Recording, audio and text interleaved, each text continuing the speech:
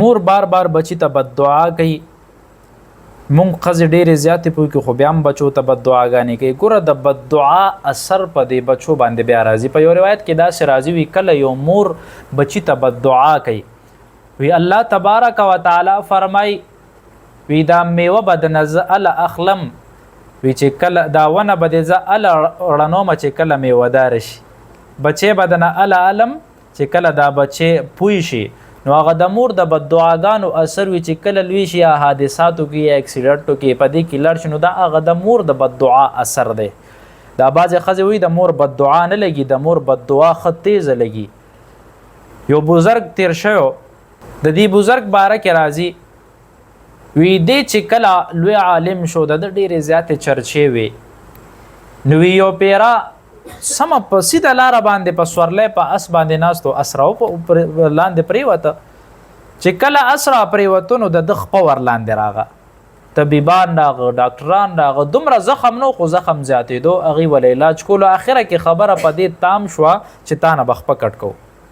نو د ورته غاړه کې خو بس کټ کا هغوی وي دا به وشي به وشي وي ما ته رایاده شو وي یو ځل په بچپن کې زه وړوکی وم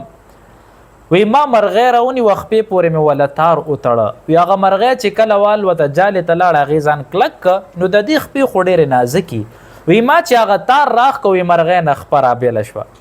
نو وی مور ما ته په دې وخت کې وی چې څنګه دې سره ظلم وکړو تا سره دې وشي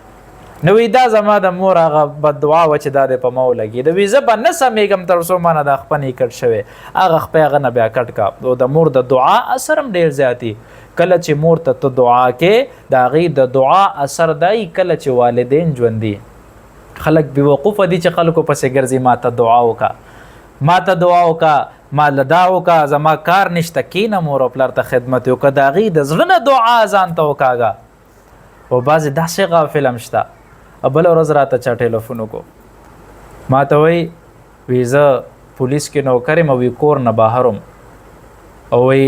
ښځې مې چېرته مور سره مې جنګ کړی دی وی هغې چاړه راغستې ده وی زما مور یې حلاله کړې ده او وی بیا پې موږ زور زبردستیو کې اوس هم په جیل کې ده خو وی بیا په خپل اقرار وکړو چې بس زه پوه نه شم او دا مې داسې هم د انسان زړه کېږي مونږ خو چې کله هغه چرګ حلالو لاسونه م رپي د قربانۍ فریضه چې پوره کوو په هغې کې هم لاسونه رپي او انسان بل انسان ته دومره لاس ورځي خو هغې مور وي څه پردی خو نه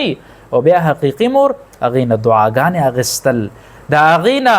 داسې دعا چې زړه یې درته وځي ته ګوره دا دعا چرته نه رد کېږي. زما یو دوست دی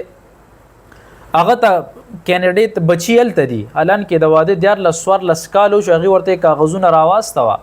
او وی راشه کینیډې ته بچې زلمی هم دی اوس د 14 کالو دی